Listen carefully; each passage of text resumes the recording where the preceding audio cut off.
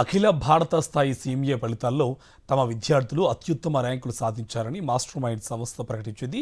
సీఎంఏ foundation జాతీయ స్థాయిలో 10 ర్యాంకులు మాత్రమే ప్రకటించడం జరుగుతుందని విద్యా సంస్థ అడ్మిన్ అడ్వైజర్ మట్టుపల్లి మోహన్ వెల్లడించారు. ఈ 10 ర్యాంకుల్లో 11 ర్యాంకులను మాస్టర్ మైండ్స్ విద్యార్థులు కైవసం చేసుకున్నట్టు తెలిపారు.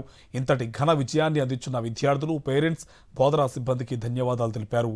కామర్స్ కోర్సులను ప్రమోట్ చేయడం తమ లక్ష్యమన్నారు మోహన్.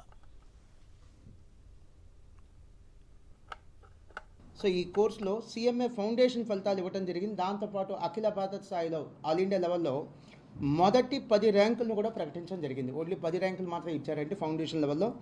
ఈ 10 ర్యాంకుల్లో మాస్టర్ మైండ్స్ విద్యార్థులు all India 4th rank, 5th rank, 6th rank ఇద్దరికి, 8th ర్యాంక్ ముగ్గురికి, 9th ర్యాంక్ ఇద్దరికి, 10th ర్యాంక్ ఇద్దరికి వచ్చిందండి.